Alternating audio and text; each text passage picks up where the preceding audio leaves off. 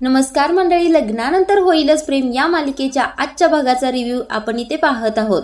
तर आता काव्यामुळे नंदिनीच्या हातावरची मेहंदी पूर्णपणे विस्कटून गेलेली असते। आता याचा त्रास काव्याला खरोखर होत असतो। आता काव्या म्हणत असते, ताई सॉरी ग, माझ्यामुळे तुझी सगळी मेहंदी विस्कटली। आता नंदिनी म्हणत असते, असू दे ग काव्या, तू काही मुद्दामून नाही केलंस। आता तो बॉक्सच खाली पडल्यानंतर त्याला तू तरी काय करणार। आता काव्या म्हणते, अगं ताई पण मीच जबाबदार आहे ना याला। तू किती खुश होतीस या मेहंदीमुळे। अगं ताई, तुझ्या आनंदावर माझ्यामुळे विरजण पडलं आहे असं मला वाटत आहे।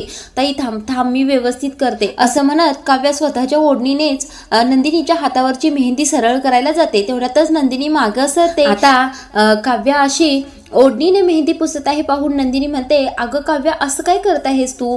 अगोदरच माझ्या मेहंदीचा डाग जीवांच्या टी शर्टला लागला आहे, आता तुझ्या ओढणीला उगीच लागायला नको तू असं करू नकोस। त्यावेळेला काव्याला खूपच त्रास होत असतो।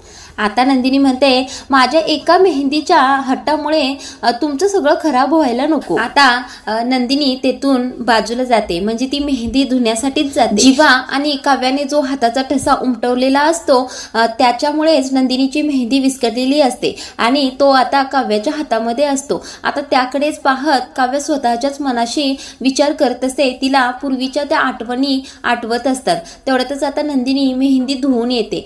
ते पाहते काव्या म्हणते, आता नंदिनी मेहंदी धुवून आली आहे हे पाहते काव्या, आणि काव्या म्हणते, अगं ताई हे काय केलंस तू? त्यावेळेला नंदिनी म्हणते, धुवूनच टाकली मेहंदी। त्यावेळेला काव्या म्हणते, ताई जन्मेजयने किती आनंदाने मेहंदी तुला काढली होती। त्यावेळेला नंदिनी म्हणते, ठीक आहे ग, असू दे। त्यावेळेला काव्या म्हणते, नाही काही सुद्धा ठीक नाहीये, हे सगळं माझ्यामुळे झालं आहे। आता काव्या म्हणते, हे सगळं माझ्यामुळे आणि या बोल्डमुळे झालं आहे। आता नंदिनी म्हणते, अगं असू दे काव्या, इतका त्रास करून घेऊ नकोस तू, कारण या बोल्डमुळे या आधी सुद्धा मी खूप रडले आहे। आता काव्या म्हणते, म्हणजे ग ताई? त्यावेळेला नंदिनी म्हणते, अगं माझ्याचमुळे हा हाताचा ठसा तुटला होता, आणि ज्या वेळेला तो तुटला होता ना त्यावेळेला जीवांना खूपच त्रास झाला होता। मला असं वाटलं होतं त्यांच्यापासून त्यांचा श्वासच हिरावून घेत आहे। आता नंदिनी असं बोलल्यानंतर काव्याला जीवाबरोबरचा पूर्वीचा क्षण आठवतो, ज्यामध्ये काव्या म्हणालेली असते, जीवाने आमच्या दोघांच्या हाताचा ठसा तोडून टाकला आहे, इथपर्यंत जीवाची मजल गेली आहे। आता काव्याला हे आठवतच असतं। तेवढ्यातच नंदिनी म्हणते, काव्या तुला असं वाटत असेल की हे हाताचे ठसे आमच्या दोघांचे आहेत, पण ना, आता यातील एक ठसा जीवांच्या हाताचाच आहे, पण दुसरा त्यांच्या भूतकाळाचा ठसा आहे। आता नंदिनी म्हणते, काव्या तुला आठवतंय का आपण ज्यावेळेला फार्म हाऊसवर गेलो होतो त्यावेळेला मी तुला या ठशाबद्दल सगळं काही सांगितलं होतं। मी तुला म्हणालो होतो ना काव्या की जीवांच्या आयुष्यामध्ये एक मुलगी होती, म्हणजे लग्नाच्या अगोदर होती, मी तिला मिस के असं म्हणायची। त्यावेळेला जीवांच्या डोळ्यामध्ये माझ्याबद्दल जितका संताप दिसला त्यापेक्षा कित्येक पटीने जास्त त्या मुलीबद्दल प्रेम पाहिलं होतं मी, आणि त्या क्षणी मला समजलं की त्या दोघांनी एकमेकांवर वेड्यासारखं प्रेम केलेलं होतं। आता नंदिनी म्हणते, असो झालं गेलं सगळं, पण आता त्या मुलीने ज्या मुलाच्या नावाने गळ्यात मंगळसूत्र घातलं आहे त्या मुलाबरोबरच तिने सुखी राहावं हीच प्रार्थना। आता इकडे रम्या तिच्या रूम मध्ये कोणाला तरी फोन लावत असते। तेवढ्यातच घाईघाईत वसवत्या येतात आणि पटकन दार लावून घेतात। आता त्या रम्या असं करतच येतात। आता हे पाहून रम्या म्हणते, अगं आई काय झालं, असं घबाड मिळाल्यासारखं का खुश होत आहेस? आता वसवत्या म्हणतात, अगं घबाडच मिळालं आहे, ज्या गोष्टींची एवढे दिवस झाला आपण वाट पाहत होतो ती गोष्ट अखेर मिळाली आहे। आता हे ऐकून रम्या देखील खुश होते, म्हणते, अगं आई खरंच की काय? आता रम्या म्हणते, अगं आई खरंच की काय, सांग पटकन काय झालं? त्यावेळेला वसवत्या म्हणतात, अगं ही माझी अंगठी काढण्यासाठी सोनारांकडे गेले होते ना, तिथे मिळालं मला सगळं घबाड। आता रम्या म्हणते, अगं आई नेमकं कुठल्या प्रश्नाचं उत्तर मिळालंय तुला? त्यावेळेला वसवत्या म्हणतात, अगं रम्या असं काय करतेस? जीवाने आनंद निवास परत मिळवण्यासाठी 10 करोड रुपये कुठून उभे केले याच प्रश्नाचं उत्तर मला मिळालं आहे। आता रम्या म्हणते, काय सांगतेस आई? खुशच झालेली असते। तेवढ्यातच म्हणते, अगं आई 1 मिनिट, पण तुला या प्रश्नाचं उत्तर ज्वेलर्सकडे कसं मिळालं बरं? आता रम्या म्हणत असते, अगं आई जीवाने घरातले सगळे दागिने चोरून विकले की काय? असं रम्या म्हणतच असते तेवढ्यातच वसुआत्या तिचं पटकन तोंड दाबून धरतात। आता वसुआत्या म्हणतात, अगं हळू बोल जरा, कोणीतरी ऐकेल, हळू बोल। आता रम्या, अगं आई सांग काय झालं? त्यावेळेला वसुआत्या म्हणतात, सांगतो थांब, सगळं व्यवस्थित सांगतो। आता वसुआत्या काय तरी हळूहळू रम्याला सांगत असतात, ते मात्र इथे दाखवलेलं नाही। आता वसुआत्या हे सांगितलेलं ऐकून रम्या म्हणते काय जीवाला कळतंय तरी का त्याने काय केलं आहे ते? त्यावेळेला वसुआत्या म्हणतात, असाच धक्का मला सुद्धा बसला होता हे सगळं ऐकून। आता वसुआत्या म्हणतात, रम्या हे सगळं आपण सगळ्यांना सांगून टाकूया का ग? आई ती संधी साधून आली आहे त्या नंदिनीला चांगलाच धडा शिकवण्याची। आता रम्या म्हणते, अगं आई इतकं सगळं झाल्यानंतर कोणी आपल्यावर विश्वास ठेवेल असं वाटतच नाही मला। मुळात म्हणजे आपलं बोलणं कोणी ऐकूनच घेणार नाही असंच वाटतंय मला। आता वसुआत्या म्हणतात, त्यांना आपलं सगळं ऐकून घ्यावंच लागेल आणि ते कसं करायचं याचा विचार मी येताच करून आलो आहे। आता रम्या म्हणते, अगं आई ते कसं बरं? त्यावेळेला वसुआत्या म्हणतात, हे बघ रम्या, उद्या आईचा वाढदिवस आहे आणि आईच्या प्रत्येक वाढदिवसाला तिचे सगळे दागिने आपण मांडतो आणि त्या दागिन्यांची आपण सगळेजण पूजा करतो आणि त्यासाठी दागिने आणावे लागतील आणि ते दागिने जीवाजवळ नसतीलच आणि तेव्हाच कळेल जीवाने नेमकं काय केलं आहे। त्यावेळेला रम्या म्हणते, एकदम करेक्ट। आता वसुआत्या रागाच्या सुरातच म्हणत असतात, त्या नंदिनीला आणि मानिनीला खूपच न्यायनिवाडा करण्याची हौस आहे ना, मग बघ आता त्यांची ही सवय त्यांच्या कशी अंगलटी येते ते। आता इकडे नंदिनी जीवाच्या भूतकाळाबद्दल थोडं काहीतरी सांगत असते। हे ऐकून काव्याच्या डोळ्यामध्ये पाणी आलेलं असतं। काव्याच्या डोळ्यातील पाणी पाहून नंदिनी म्हणते, अगं काव्या काय झालं, तू का रडत आहेस? त्यावेळेला काव्या म्हणते, नाही ग ताई काय नाही। त्यावेळेला नंदिनी म्हणते, अगं काहीतरी नेमकं आहे, त्याशिवाय तुझ्या डोळ्यामध्ये असं पाणी येणार नाही। आता काव्या काहीच न बोलता रडायलाच लागलेली असते। हे पाहून नंदिनी म्हणते, अगं काव्या शांत हो, काय झालं तुला? आता माझ्या लक्षात आलं तुला काय झालं आहे।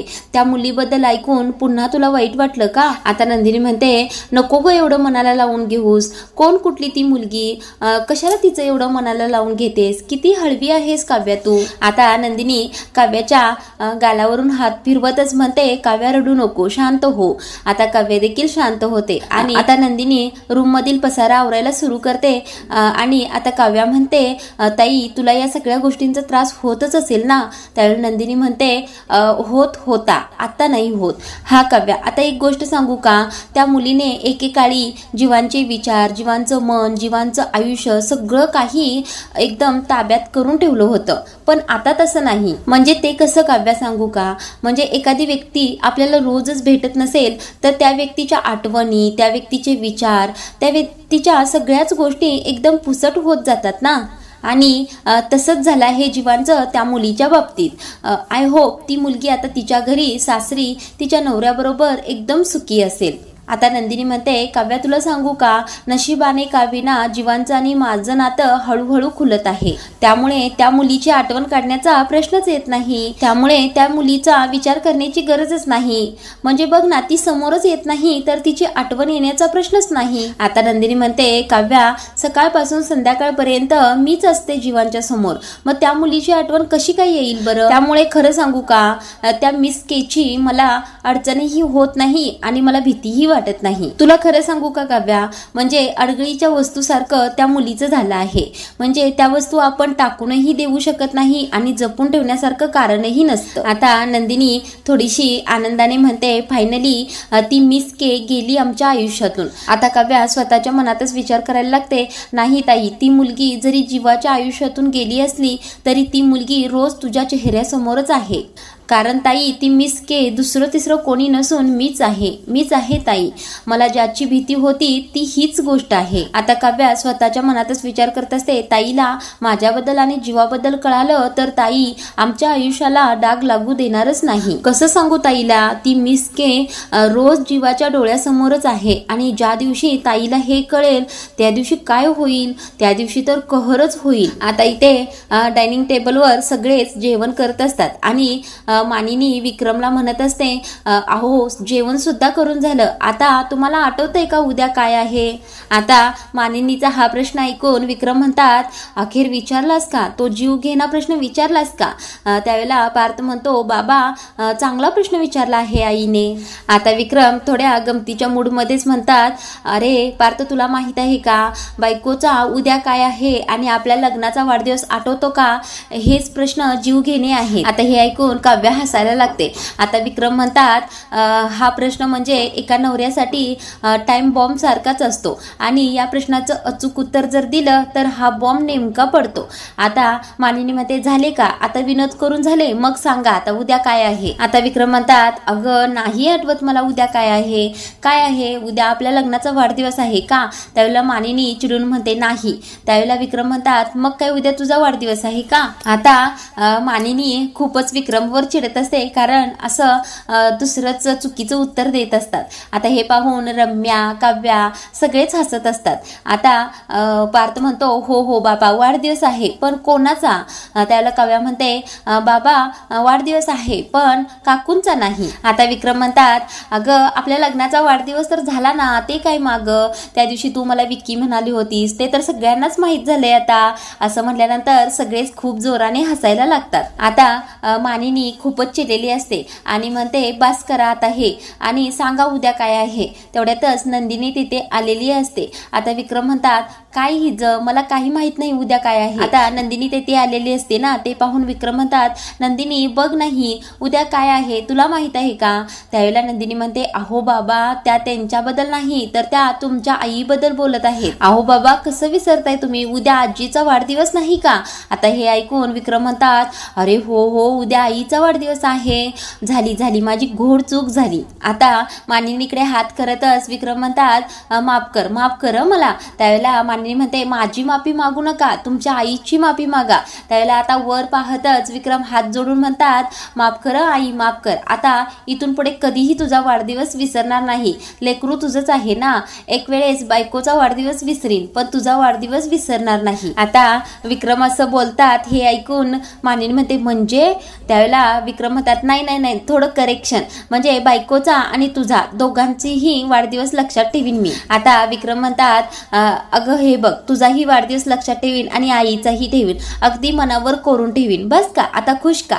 आता मानिनी हो हो असं म्हणते. आता पार्थ म्हणतो, आम्ही सुद्धा दोघं विसरलो होतो की उद्या आजीचा वाढदिवस आहे. आता विक्रम म्हणतात, अरे म्हणूनच तिचे नावडते आपण दोघे होतो ना, तिचा सगळा जीव त्या सुनेवर आणि त्या जीवावरच होता की. आता मानिनी म्हणते, असं काय करताय, तुम्हालाच आईस्क्रीम हवं होतं ना म्हणून तेच आणायला जीवा गेला आहे. आता विक्रम म्हणतात, अरे म्हणजे काय, जीवाला माहीतच असणार उद्या त्याच्या आजीचा वाढदिवस आहे ते. आता विक्रम म्हणतात, नंदिनी तुलाही माहीत असेल ना उद्या आईचा वाढदिवस आहे ते. त्यावेळेला नंदिनी म्हणते, हो हो मला माहीत आहे, कारण जीवांनी खूपच आजीबरोबरचे किस्से मला सांगितले आहे की त्यांनी सगळा फराळ कसा करायला शिकवला, त्यांनी भरपूर गिफ्ट कसे दिले हे सुद्धा सांगितलं मला. आता विक्रम गमतीनेच पार्थला म्हणतात, काय रे पार्थ तुला काय दिलं आजीने? त्यावेळेला पार्थ हसतच म्हणतो, आजीने मला भरपूर फटके दिले. आता पार्थचं हे बोलणं ऐकून सगळे जोराने हसायला लागतात. आता वसवत्या म्हणतात, अरे पार्थ प्रेमाने दिले रे फटके तुला, आणि आमचा विक्रम एवढा खेळकर का आहे माहित आहे का? कारण आमची आईच अशी खेळकर होती. खरं सांगू का, आमची आई खूपच आयुष्य सुंदर करून टाकायची, हो ना विक्रम? त्यावेळेला विक्रम नुसते हो असं म्हणतात. आता मानिनी म्हणते, चला तर आता बर्थडे सेलिब्रेशनची तयारी करूया. आता विक्रम म्हणतात, अरे काय बर्थडे करायचा आता, कसं काय करायचा? आता मानिनी म्हणते, असं काय बोलताय, तयारी करायला नको का? आता विक्रम म्हणतात, अगं तुला सांगू का मानिनी, आईला हे वाढदिवस वगैरे साजरं करणं आवडतच नव्हतं. त्यावेळेला पार्थ म्हणतात, हा हे करेक्ट आहे बाबा. आता पार्थ असं म्हणाल्यानंतर काव्या म्हणते, तुम्हाला तर कोणत्या गोष्टीचा सिरियसनेसच नाही बघा. आता हे ऐकून विक्रम गमतीने म्हणतात, बापरे ही काव्या तर ज्या प्रकारे देशमुख म्हणाली तसं मला वाटलं की तूच आहेस की काय. आता विक्रमने केलेली गंमत पाहून सगळेच हसायला लागतात. आता नंदिनी म्हणते, बाबा मला जीवांनी बाबांनी सगळं सांगितलं आहे की आपण आजीच्या वाढदिवसांदिवशी त्यांचे सगळे दागिन्यांचे पूजन करतो। त्यावेळेला विक्रम म्हणतात आणि आईचं म्हणणं असंच होतं की माणसाच्या आठवणी त्याच्या वस्तूंमध्येच जिवंत राहतात आणि आमची आई म्हणजे आमची आई होती, आजी होती, मैत्रीण होती आणि त्या जीवाचं तर सर्वस्वच होती। आता विक्रम म्हणतात आमच्या आईने आम्हाला जे काही शिकवलं त्यातूनच हे घर चालत आहे असं मन वाटल्यास, कारण त्या सगळ्या गोष्टीतून आईच घर चालवत आहे असं मला वाटतंय। आता हे सगळे बोलतच असतात, आता मध्ये बोलतात वसुआत्या। आता त्या म्हणतात विक्रम मी काय म्हणते, दरवर्षी आपण आईच्या दागिन्यांची पूजा करतो, मग यावर्षी पूजा करण्या अगोदर ते सगळे दागिने पुन्हा एकदा पॉलिश करून आणूया का आपण। आता विक्रम वसुआत्यांचं बोलणं ऐकण्यात काहीच इंटरेस्ट दाखवत नसतात। आता ते म्हणतात बरं ठीक आहे, आम्ही सगळेजण विचार करतो आणि मग सांगतो तुला।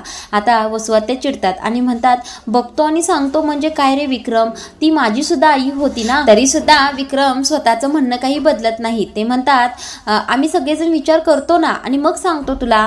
आता वसुआत्या चिडतात आणि म्हणतात माझ्या शब्दाला काही किंमतच नाही ह्या घरामध्ये, रम्या उठ चल इथून असं म्हणून दोघी जण रूम मध्ये निघून जातात। आता या दोघी जातच असतात, तेवढ्यातच नंदिनी पाठीमागे म्हणते बाबा, वसुआत्या म्हणतात ती आयडिया चांगलीच आहे, आपले नेहमीचे ज्वेलर्स आहेत त्यांच्याकडून आपण दागिने पॉलिश करून आणू शकतो। आता नंदिनीचं हे बोलणं वसुआत्या आणि रम्या तिथे जिन्यावरून ऐकत असतात। आता नंदिनी असं म्हणाल्यानंतर विक्रम लगेच म्हणतात बरं ठीक आहे, तू म्हणत असशील तर उद्याच आपण दागिने पॉलिश करून आणूया। आता हे ऐकून वसुआत्या आणि रम्या खुश होतात। आता वसुआत्या म्हणतात रम्या आपलं काम झालं बरं का, आता उद्या त्या ज्वेलर्सकडे विक्रम केला की सगळं जीवाचं भांड फुटणार। आता काव्या म्हणत असते बरं आई उद्या काय काय तयारी करायची। आता तेवढ्यातच जीवा आशाताई असं हाक मारतच तिथे येतो। आता जीवाला पाहून पार्थ म्हणतो अरे जीवा आलास का, आम्ही तुझ्याबद्दलच बोलत होतो। आता जीवा म्हणतो का रे। आता नंदिनी म्हणते अहो जीवा तुम्ही सांगितलं नाही का उद्या तुमच्या आजीचा वाढदिवस आहे, त्याबद्दलच आम्ही सगळीजण तयारी करत होतो। आता जीवाच्या हातातील आईस्क्रीमचा बॉक्स घेण्यासाठी ते आशाताई येतात। आता त्या आशाताईंना पाहून मानिनी म्हणते आशा उद्या त्या तुझ्या मैत्रिणीकडून गजरे आणि विड्याची पाने आणायला विसरू नकोस। आता आशाताई हो म्हणत तो आईस्क्रीमचा बॉक्स घेऊन किचन मध्ये निघून जातात। आता मानिनी म्हणते जीवा उद्या आपण आजीच्या सगळ्या वस्तूंची मांडामांड करणार आहोत, त्यामुळे तुझ्याकडे जो हार आहे तो सुद्धा काढून ठेव। आता मानिनीचं त्या हाराबद्दलचं बोलणं ऐकून जीवाच्या पायाखालची जमीनच सरकते, जीवा चांगलाच हादरून जातो। आता इकडे मात्र वसुआत्या आणि रम्या चांगल्याच खुश झालेले असतात। आता रम्या म्हणत असते फायनली आई आपण आपल्या मनासारखे फासे टाकलेले आहेत, सगळं आपलं मनासारखंच घडत आहे। आता वसुआत्या म्हणतात रम्या मला तर वाटत आहे उद्या सकाळची पहाट केव्हा होते, उद्या बघ आता त्या नंदिनीची आणि जीवाची कशी वाट लागते। आता रम्या म्हणते उद्या आजीचा वाढदिवस सेलिब्रेट करण्यासाठी खूप एक्साइटेड आहेत ना सगळे, पण उद्या खूप मोठा धमाका होणार आहे हे कोणाला माहीतच नाही। आता वसुआत्या म्हणतात सगळ्यांचं जाऊ दे ग रम्या, पण त्या जीवाचं काय अवस्था होणार आहे काय माहीत। ज्यावेळेला विक्रम त्या ज्वेलर्स मधून परत घरी येईल ना त्यावेळेला त्या जीवाचं काही खरं नाही आणि त्याच वेळेला विक्रमला आणि नंदिनीला हे कळेल की आनंद निवासची जागा जीवाने विकत घेतली आहे आणि ही गोष्ट नंदिनीने त्यांच्यापासून लपवून ठेवली आहे आणि ती जागा विकत घेण्यासाठी जीवाने आईचा हार विकला हे सुद्धा कळेल। आता रम्या थोडीशी चिडूनच म्हणते आणि या सगळ्याचं खापर आपण त्या नंदिनीच्या माती मारायचं, माझा हात मुरगळला ना तिने, उद्या तिचे हात दगडाखाली असतील, उद्याचा दिवस त्या नंदिनीसाठी काळ दिवस ठरला पाहिजे। तेवढ्यातच वसुआत्या म्हणतात आणि आजची रात्र त्या जीवाच्या आयुष्यातील शांत झोपेची रात्र ठरली पाहिजे असं म्हणून दोघी चांगल्याच हसायला लागतात। आता इकडे मात्र जीवा खूपच विचारात असतो, जिन्यावरच्या पायरीवर स्वतः एकटाच विचार करत बसलेला असतो। त्याला मानिनीचं बोलणं आठवत असतं की उद्या आजीचा वाढदिवस आहे आणि तुझ्याजवळ जो हार आहे तो काढून ठेव असं आठवत असतं। आता जीवा स्वतःच्या मनातच म्हणत असतो आईने मला उद्या आजीचा हार काढून ठेवायला सांगितला आहे, आता कुठून काढून ठेवू, उद्याचा दिवस मला खूपच कठीण जाणार आहे। आता जीवा असा विचार करतच असतो, तेवढ्यातच पार्थ तिकडून कुणाशी तरी फोनवर बोलत येत असतो आणि आता पार्थ म्हणत असतो फोनवर की पुन्हा तू असं वागायचं नाहीस आणि आता बाबांची काळजी घे। आता पार्थ मागे वळून पाहतो तर जीवा तिथे बसलेला असतो। आता पार्थला पाहून जीवा उठून जातच असतो, तेवढ्यातच पार्थ म्हणतो अरे तू जीवा इथे काय करत आहे? त्यावेळेला जीवा म्हणतो नाही रे काही नाही, झोप येत नव्हती म्हणून इथे बसलो होतो, आता निघालो आहे मी झोपण्यासाठी। आता पार्थ म्हणतो अरे थांब रे माझ्या बरोबर गप्पा मार ना थोड्या।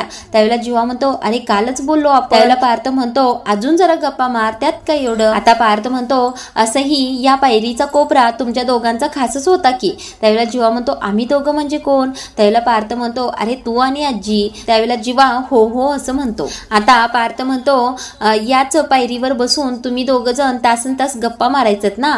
त्यावेळेला जीवा म्हणतो हो, आजीला या पायरीचा कोपरा खूपच आवडत होता।